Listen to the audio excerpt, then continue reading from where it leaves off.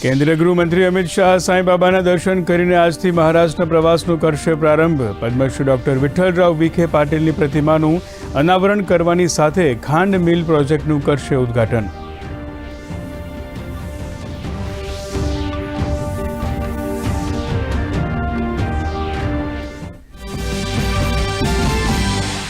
મુખ્ય ચૂંટણી કમિશનર જ્ઞાનેશ કુમાર આજે બિહાર વિધાનસભા ચૂંટણી પર કરશે બેઠક અને પ્રેસ કોન્ફરન્સ. ગઈકાલે જ્ઞાનેશ કુમારે રાજકીય પક્ષો સાથે કરી ચૂંટણીની તૈયારીઓની સમીક્ષા. તો બીજેપી આજથી દરેક જિલ્લામાં સુજાવ યાત્રાનો કરશે પ્રારંભ.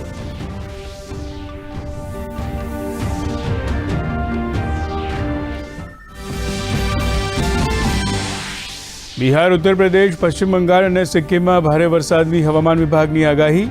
તો બીજી તરફ અરબ સાગરમાં શક્તિ વાવાઝોડું વધુ તીવ્ર બન્યું.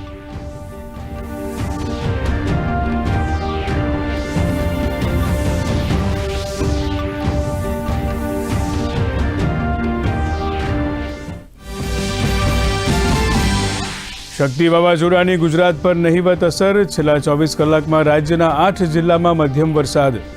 આગામી 5 દિવસ સૌરાષ્ટ્રના દ્વારકા, જામનગર, પોરબંદર અને દક્ષિણ ગુજરાતના સુરત, નવસારી, વલસાડમાં ભારે વરસાદની શક્યતા.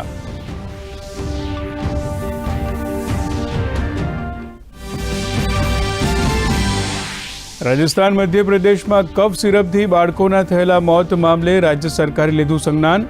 રાજ્યમાં આ મુજબની દવાનું વેચાણ નહીં થયું હોવાનો તપાસ દરમિયાન ખુલાસો. આરોગ્ય મંત્રીએ રાજ્યમાં વેચાતી તમામ કફ સિરપની ગુણવત્તા અને સલામતી ચકાસવાના આપ્યા આદેશ.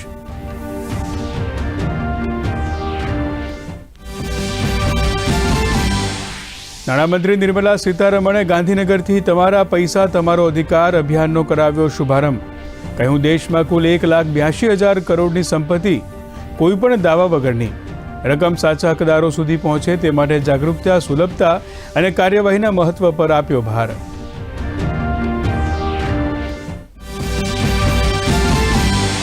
અમેરિકી પ્રમુખ ડોનાલ્ડ ટ્રમ્પે કહ્યું, ગાઝા વિરુદ્ધ વિરામ પર વાતચીત બાદ ઇઝરાયેલ શરૂઆતી ચરણમાં સૈન્ય પર ખેંચવા સહમત. નેતાન્યાહુને આગામી ટૂંક સમયમાં બંધક સમજૂતીની આશા. બંધક સમજૂતીને લઈને યુએસ દૂત આજે પશ્ચિમ એશિયાની મુલાકાતે.